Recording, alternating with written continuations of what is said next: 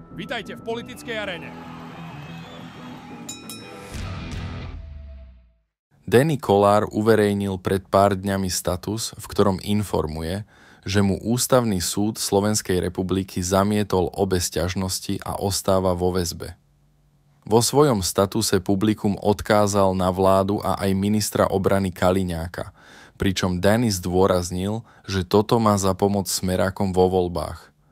Minister obrany Robert Kaliňák sa ku osobe aj celému procesu okolo Dannyho vyjadril na tlačovej besede, kde doslova povedal: Danny Kollár nemal ani z desatiny také vyjadrenia ako napríklad pán študent Múro. Je študent Múro vo väzbe? To, za čo je pán Danny Kollár vo väzbe, je, že dal link na knihu, ktorá sa požičiava v univerzitnej knižnici v Košiciach a v Bratislave a bola voľne dostupná v Martinuse alebo v Pantarej. Môžeme byť prísni, ale potom rovnakým metrom. A keď ľudia, ktorí používajú hrubé vulgarizmy a sú považovaní za hrdinov demokracie, tak v tom prípade musí ísť Danny Kollár von. Alebo potom všetci pôjdu dnu. Pretože keď si zoberiete Britániu, tam má len tento rok tisícky ľudí odsúdených za statusy na internete.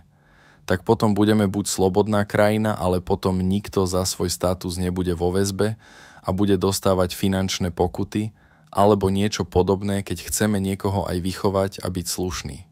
Ale nebudeme si vyberať, že liberáli sú všetci vonku a tí, ktorí sú od stredu doprava, musia byť všetci v base. Tak to je samozrejme v rozpore o slobode prejavu.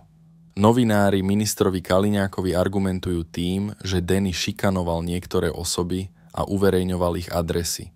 Na to Kaliňák odpovedá: svoju adresu má dotyčná osoba samozrejme na internete v rámci svojho listu vlastníctva. V rámci katastra má svoju adresu tiež zverejnenú na internete.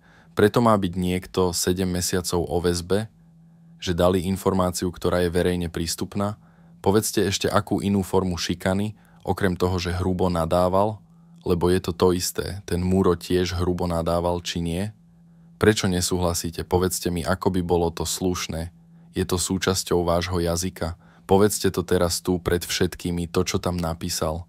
Keď hovoríte o nejakej hrubosti, keď niekto povie, že je niekto krava alebo nejaké iné slovo a je za to 7 mesiacov vo väzbe, tak je to taká istá vulgárnosť, akú má niekto iný. Buď meriame všetkých rovnakým metrom, ale nie preto, že sa mi páči a vy nenávidíte Smer alebo Roberta Fica. To je na vás. Ja len hovorím, že buď máme rovnaký meter pre všetkých, alebo potom to nie je demokracia. Vy napríklad si nedovolíte kritizovať bývalých novinárov svojich kolegov za to, že nahlasovali príspevky, aby sa vypínali príspevky, v ktorých sa píše, že pani prezidentka trochu pribrala. Rozumiete? Úradníci za vaše dane dávali návrh, aby Meta vypla príspevky, kde sa píše, že prezidentka pribrala. Povedzte mi, kde sme to žili? Pre viac politických konfrontácií dajte odber. Toto bola politická aréna.